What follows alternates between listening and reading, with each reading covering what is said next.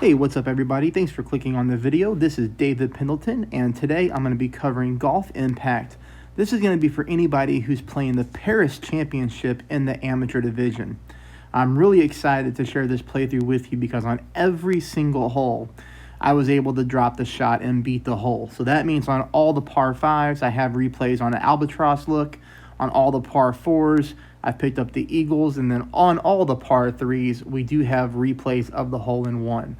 Many of the holes, I have multiple replays so I can really show you the fine details of what it's going to take to try to get these balls in the hole, and then of course, hopefully get you to the top of your standings. I have done this for all Golf Impact related content for the amateur division, every single course, Paris, New York, Dubai. There's lots of other ones. You can find those all in a playlist section on my channel. So if you just click the playlist section, you will see something called Golf Impact Amateur Tournaments. That's the walkthrough folder that's going to have every single course that you're looking for. So if next week you're playing in Dubai, you can find the walkthrough right there, super detailed, everything you need to help you win. All right, let's go to hole number 1 now. But before I hop into this, you have to understand that the rings of the game is for every mile per hour, you're going to adjust 1 ring. So in this case, we have 4.5 mile per hour. We're going to move this one, okay, like 2.2, 2.3 rings, something like that. Or I should say that's what we would normally do. Sometimes I use a set shot, and then sometimes I use landing positions. So I'm going to walk you through those. On hole number 1, I have multiple replays of eagles. That's going to get you off to a really good start in the tournament. But on hole number 1, we are using a set shot approach, meaning I'm going to pick a spot on this fairway that I want my ball to travel to, and I'm not going to adjust for wind or elevation or for the mile per hour. No ring moves, okay? So right here, this is ultimately where I want to settle up on with this club and ball, okay? You can see there the yellow ring is very close to the rough line on the right-hand side. Now from here, we're going to be using quite a bit of overpower. And if you take a look at the overpower in this game, one thing that's neat, take a look at the ball and then take a look at the line of arrows moving from right to left with the ball. You're going to notice here in the middle of those arrows is a dot. So if you can visualize here, you can see it. My dot in between those left and right arrows is just above the inner circle wall. Okay, so there's a circle there in the middle that we drag our ball down to hit a perfect shot. So you can see how I'm overpowering, and that's something that I will talk about as well in my videos. But here I'm using quite a bit of OP. Of course, it's important that you hit perfect on all of your shots, so these balls go exactly where you want them to. Now you'll notice here we're able to get a ton of yards up the fairway. And for me, this is a great ball to use in the opening round and the qualifying round. That's all you need here. We're going to save the better balls for the final round. Unless you're somebody who has spent some money on the game and you have just a lot of balls at your disposal. But when I try to teach people how to play a game, I always try to give you, the best routes without, going through all of our balls in one tournament. We try to save them for the harder tournaments and as the game gets harder. But here you're going to see 4.2 mile per hour wind. That means I'm going to move this one basically 2.1 rings. We hit a perfect ball, and this ball goes into the cup. That's a good look at hole number 1 with a normal ball. Here we're going to go with hole number 1 again. This time we're going to use a Vega ball. And the thing that I really like about this ball is the power stat. Okay, you're going to notice we have a +6 power and only a 20% wind resistance. And the reason why we don't want to use a high wind resistance ball in this scenario is because we're getting tailwind, which means the wind is blowing from our back towards the flagstick. If we were to use a higher wind resistance ball, we would have a less mile per hour wind. Therefore, our ball would travel less distance in the air, and we would stop shorter of the green. Okay, so we want to get as many yards on the drive as possible. In my opinion, the Vega ball here would be a good ball to use maybe in the second round of the tournament, okay? So the opening round. Now you're going to notice here that I used more overpower. So more powerful ball with more overpower, but you just have to be careful because you don't want to hit yourself like a really nasty, great shot and then totally mess this hole up. So get used to driving with overpower. Make sure you spend time training your driver, okay? That's a huge, huge part of the game. It helps slow down the needle. Train your driver. Now, you're going to notice that with this shot here in this approach, we're much closer to the flagstick. I mean, this is a great scenario to be in. I'm a big player with backspin. I think backspin gives us the best ball control, especially in this game. So here I go max backspin. You can see I put my ball guideline right to the hole. 4.8 mile per hour wind means we're going to move this right about 2.5 rings. So remember, for every 2 mile per hour is 1 ring. We hit a perfect ball, and of course we adjusted correctly, and the ball's in the hole for an eagle.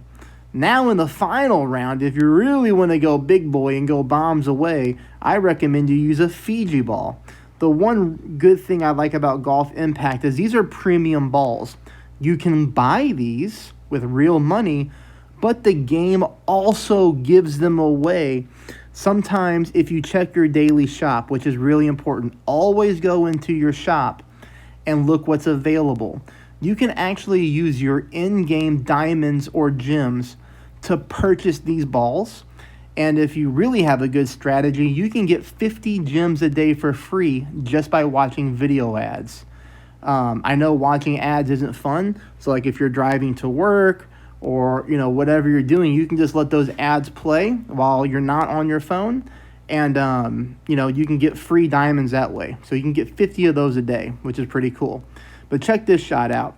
This is a great ball because it's only minus 10% wind resistance. So we're going to get a lot of wind in our favor. But it's a power 14 premium ball, which is huge. You'll notice here that I'm going with the overpower again. Kind of similar overpower to the very first shot that I showed you. And all these balls are going to the right-hand side, so you don't have to use as much side spin. You don't have to use as much curl. That's one thing that I would change in this video if I was playing these courses again, but I'm not. But either way, you can see we're on the green and we're putting in for an eagle, and that's obviously best case scenario on any par 4 is to be putting in for the extra shot. All right, cool. Now we're going to go into hole number 2, in which I have numerous replays to show you. Hole number 2, this is going to be just with a long iron, okay? We're playing with the polar bear on this account. And the thing that I want you to notice is there is a very, very, very good path to the hole here. And I'm going to show you what I mean.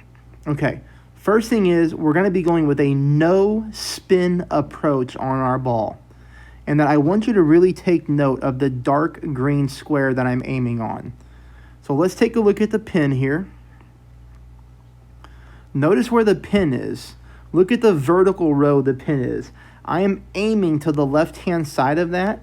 I'm essentially aiming in the very corner pocket of a dark green square. So look at the very end of my ball guideline and look at the dark green square that I'm aiming at. You're going to see that's a common theme here. 5.1 miles an hour means we need to move this just above 2.5 rings. So maybe 2.5, 2.6. You're basically splitting hairs there. It's going to be right in that zone. I hit a perfect ball, and watch the path of this ball. There's a nice little curvature here that takes you right into the middle of the hole for a hole-in-one. And that was with a basic ball. So here's going to be another shot here, okay? This is going to be with a clover ball, which I think is a very good ball to use because it has wind resistance. It's a great par 3 ball. But notice the common theme here of where we're aiming on the green. We're aiming right in that dark green square, right through the corner edge of it. And you're going to see this a few times. I have lots of replays of a hole-in-one on this hole. This hole, I definitely found the sweet spot on the green to aim at. And as long as you adjust properly, you're going to get this nice zoom out effect. And again, the ball is going straight into the center of the cup. So here it is again. Here's that polar bear club again, and this time with the clover ball. Last time I used a basic ball, but look, I'm getting that exact same aim point. 4.2 miles per hour means I'm going to move 2.1 rings, or right at 2, Again, you know, when you get 4.0, 4.2, it's going to be 2.0, 2.1. It's very, very close. But the most important part here is to adjust right and hit dead center perfect. And you can already see the zoom out that we're getting. We know this ball is going in the hole. You see the path to the hole is very, very good on this hole. All right, we got another one here. Here's another one, 5.5 mile per hour wind. That's the highest that we've had so far with the clover ball. But again, I'm just finding that sweet spot on the green. I'm aiming right on that dark green square. 5.5 miles per hour. This one's going to be, you know, almost 3 ring adjustment, but not quite, just under 3 rings. This is our biggest adjustment so far. And again, you already see the zoom out. We know that ball is going in the hole when you get that effect in the game. So hole number 2 is a great, great chance for a hole-in-one. You're not going to get it every single time, but you're going to see that if you can find that spot and adjust properly, you're looking really good. Hole number 3, I recommend using the Spicer ball. I'm a big fan of the Spicer ball on par 5s, especially if you're getting headwind. And here we have just a flicker of headwind, but not much. This is more of a true crosswind angle. But this ball has great power at a +6, and it gives you good wind resistance at a -30. So I do like this ball here. Full top spin. The one thing that I would tell you about hole number 3 is you got to make sure on this particular hole that right here is a very, very, very dangerous spot on the fairway, because if you drive to it, your ball can roll down into the rough, and then you're going to have to lay up here, because most of the time the clubs aren't powerful enough to get to the green. So when you drive, you want to aim over here on your drive. That is the absolute sweet spot, okay? All right. So check this out. And if you're new to my channel, I try to provide as much detail as possible. It does make my videos a little bit longer, but these are designed to get you on that podium and win and get those legendary clubs. Legendary clubs are huge in this game. If you follow along with me, I promise you, you're going to win tournaments as long as you really, you know, pay good attention and you hit these balls perfect and you learn the ring system when it comes to the wind. So here we're on the fairway, and shot number 2, I actually use a set shot. Now, this albatross is not that consistent. I've got it a couple times. I think I only have one replay here to show you that I could find on my saved data, but I have picked it up a couple times. And I'm always close to the pin, okay? Always close. I use a little bit of backspin, and you can see here I'm aiming to the right of the pin, kind of just on the right of that first big dark green square there. That's where I'm looking at. And then I make my adjustment here, but I can't make my adjustment because I pull into overpower. So I have to use a little bit of overpower to compensate for not being able to pull my rings accurately. Now, if you get more yards on the drive, you will be able to pull your rings, but look at that. That's a nice little sweet albatross there. Again, as long as you find that little spot on the green, okay, to aim at, you're going to be close. Are you going to get it every time? Definitely not. The game's not designed that way, but you can be very, very close, or at least picking up the eagle, which a lot of newer players struggle with on par 5s in this game anyway. So getting the eagle on par 5s is huge. All right, hole number 4. This one I would recommend that you use a clover ball on. And the reason that I want to use a clover ball here is, one, it's a cheap ball in the game to purchase with your diamonds. We don't need power. This is a very, very short par 4, so we don't worry about the power. What we want is the wind resistance. We're getting 20% wind resistance, which is nice on this hole because you're getting direct headwind. Now you can see me here. I'm pushing my drive pretty hard. You know, you don't have to necessarily do that, but I would recommend that you try it and get used to hitting perfect balls in full overpower, which is very big skill set in this game that can separate you from your competition. Now, shot number 2, you'll take a look at here, and you're going to see kind of what we're aiming on, and I'll show you in another drop shot here in a second. Again, I'm going with that backspin approach. Like I said, I'm a very backspin heavy player.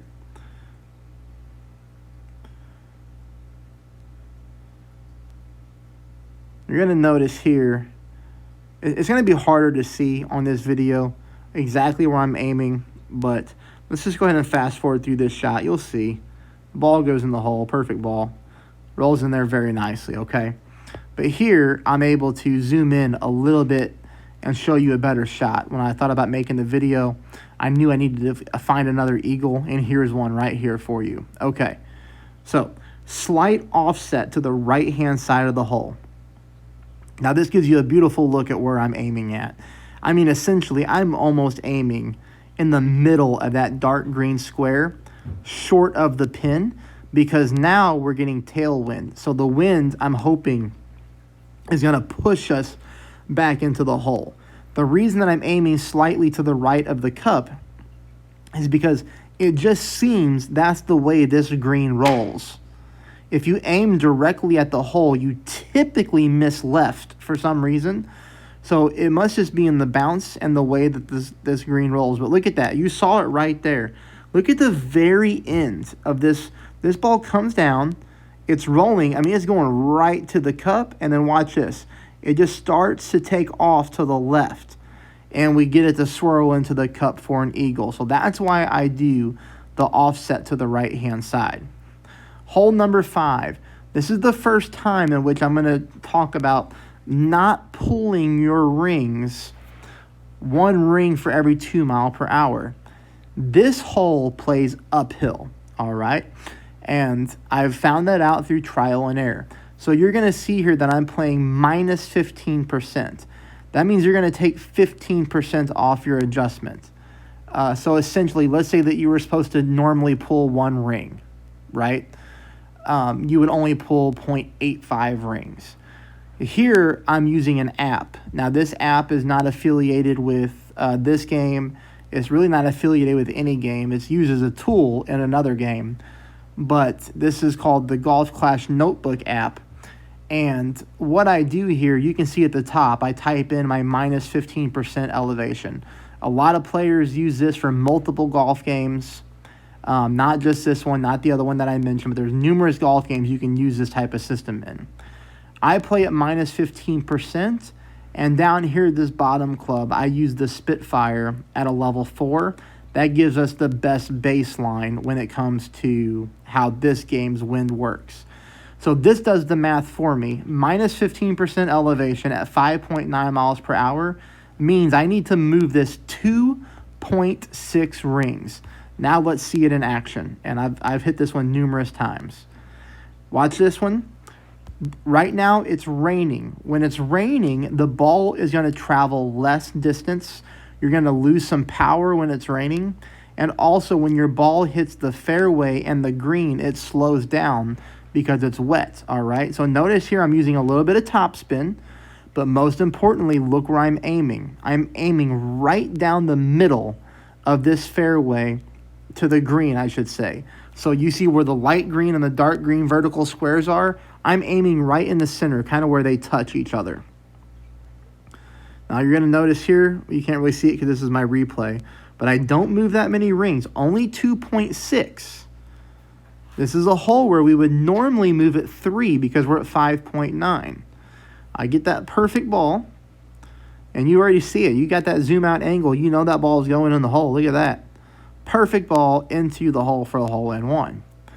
Numerous times I've hit this one. Minus 15%.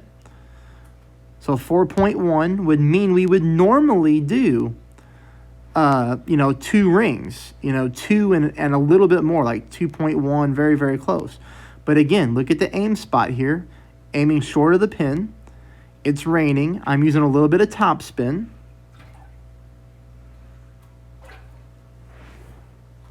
We got that clover ball this time for that nice wind resistance.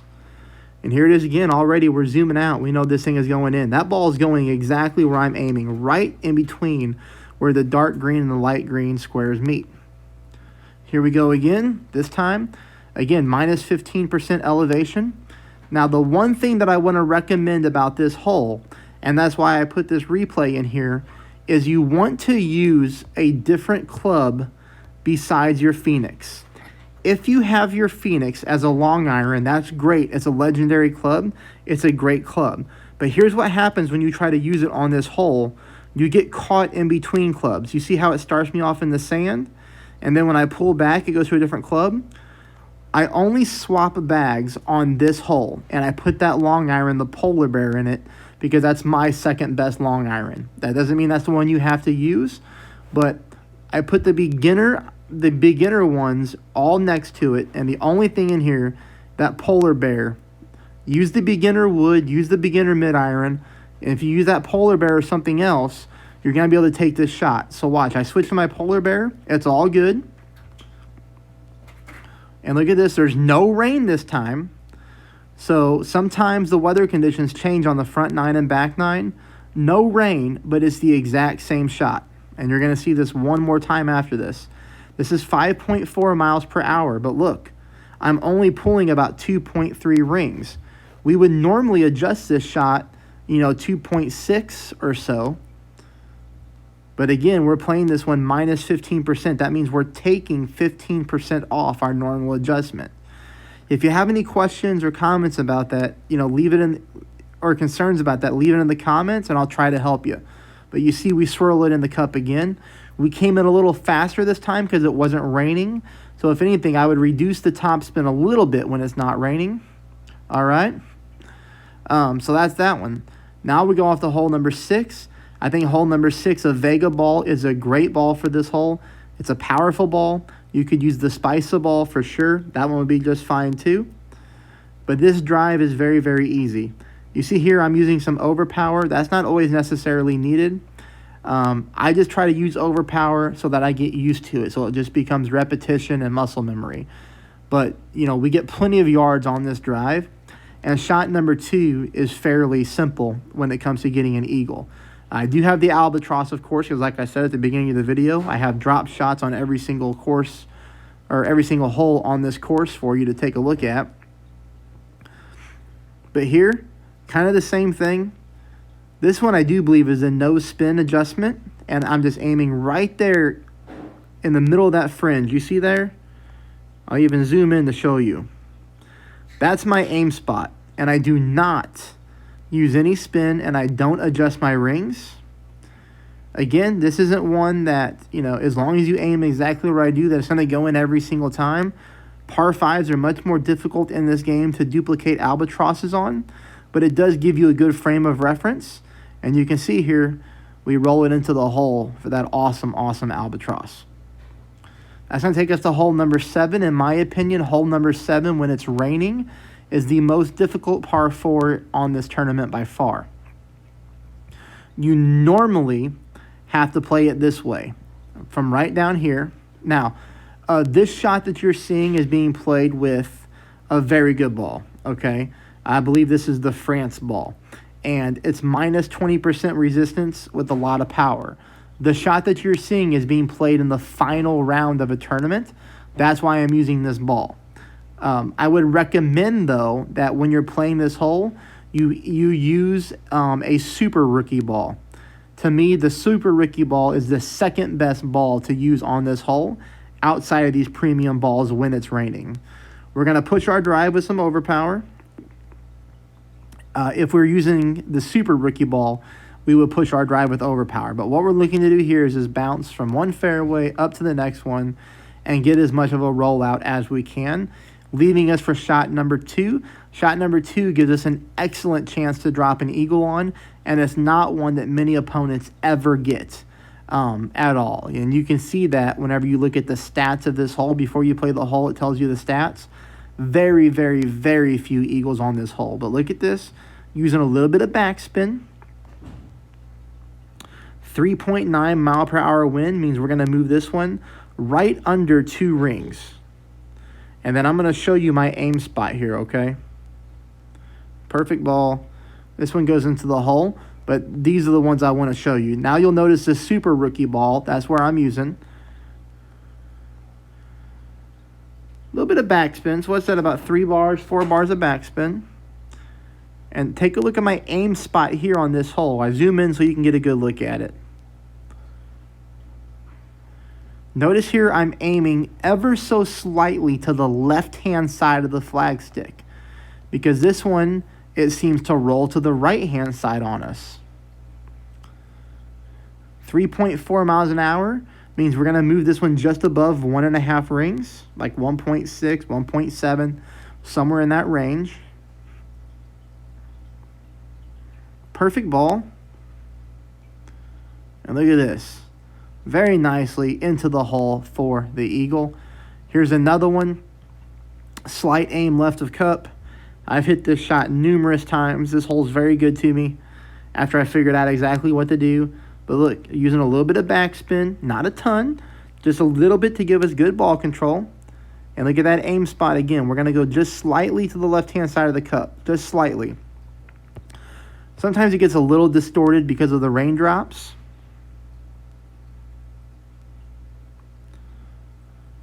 And this one, you know, almost looked like I was aiming more center of the cup than to the left-hand side.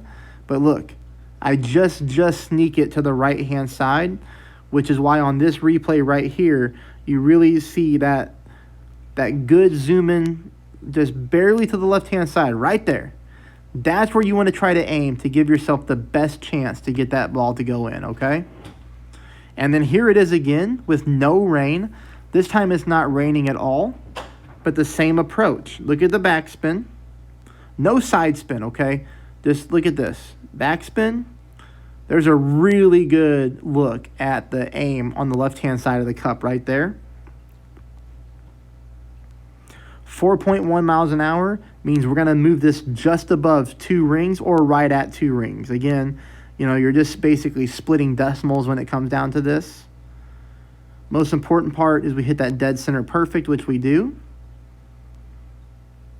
And that ball is in the hole again for an eagle. So there's multiple ways. When it's raining, when it's not raining, it's all the same. All right, this one is hole number 8. This one we play at minus 25%. This is another really good chance for a hole-in-one. Here I'm using a rose ball. It's not the right ball for this hole, but this is when I was brand new at the game and I was really still learning the mechanisms. But you see here, 3.8 wind. You notice that we should be pulling this 2 rings, but we don't do that on this hole because that's not how the ball rolls. That's not how this course plays. It plays uphill, which means we got to take something off our shot. And you'll see it again. But look, that's dead center for a hole-in-one. All right, let's look at it again here. This is another hole in which you don't want to use your Phoenix. Look, I have the Phoenix out. And look at that. You see how I get caught in between clubs? I switched to bag number 2. That has the polar bear in it. Look at the backspin. A little bit more than 1 bar of backspin. Now check this out. 5.2 miles an hour means we would normally move this one, you know, a little bit more than 2.5 rings. But we're moving this one exactly 2 rings. So we're taking a little bit of adjustment off our shot. Dead center perfect. And there it is. That's the angle you want to see when you're trying to hit the hole-in-ones. Boom. Right in the middle of the cup, hole-in-one. Here we have it again. This hole's been very good to me once I figured it out. You see the Phoenix? Immediately switch to your other long iron. These are the little things that are going to help separate you from the competition. Same thing with the backspin. A little bit more than 1 bar of backspin. Look at where we're aiming. Look at the dark green squares. That's how you're going to follow along with me in this game. Dark green squares. Look at that. There it is. 3.7. Look at that. We're only pulling, you know, basically 1.4 there. Or somewhere very close to that number. Perfect ball. And that's the angle you want to see. You know it's going in the hole when that happens. We get the roll around, and it sneaks in there. All right, now we're on our final hole, everybody. This is hole number 9. Title is hole number 18 because this was from a full tournament. But this is hole number 9 on the Paris Championship. And we do have a couple albatrosses to show you. This has been, this hole in hole number 3 is the only hole in this game. Or not in this game, but in this course that I've actually picked up, you know, multiple albatrosses on. So I was able to duplicate it a few times. Here, we just drive up the fairway. This drive is very, very easy. I do like to spice a ball for this hole. You'll see shot number 2. We're using backspin, and we're going to be using a little bit of side spin, as you saw there. So we'll go back and look at it. Okay. We'll go back and look at it. Backspin. Where are you at? Look at this. With 1 bar of side spin to the left. You'll notice here where I'm aiming after my spin is applied. This is my aim spot. I'm aiming very well short of the hole, as you can see. I kind of zoom in here so you can kind of get a good look at what I'm looking at. And again, you know, just because you find that exact same spot doesn't mean you're going to pick up that albatross every time, but it should get you close. Sometimes you catch a weird bounce. Sometimes you catch a weird part of the fairway and the ball takes off a different direction, but you're going to be, within putting range for eagle, or best case scenario, this ball goes into the hole for the albatross. Same thing here. Here it is again. This time, a little bit different wind, but backspin, side spin to the left. And I'm just trying to find that spot again, because if I make it once, maybe I can make it twice. Not every single time, but at least every single time we know we're picking up the eagle on this hole. And again, take a look at the stats before you play these holes. You'll notice that a lot of newer players don't always pick up the eagles on this par 5. Because putting is hard, and getting the right distance and speed on your ball is hard too. But again, we get it. This ball tails to the right and it goes into the hole. That one's a dead center albatross. I really hope that my videos are helpful for you. I hope you leave comments and let me know how you do when you play the Paris Championship. If you're not a subscriber, it would be awesome if you subscribed and hit that thumbs up button before you leave the video. Thank you for watching, and check out my playlist section for more golf impact material. Thank you, everybody.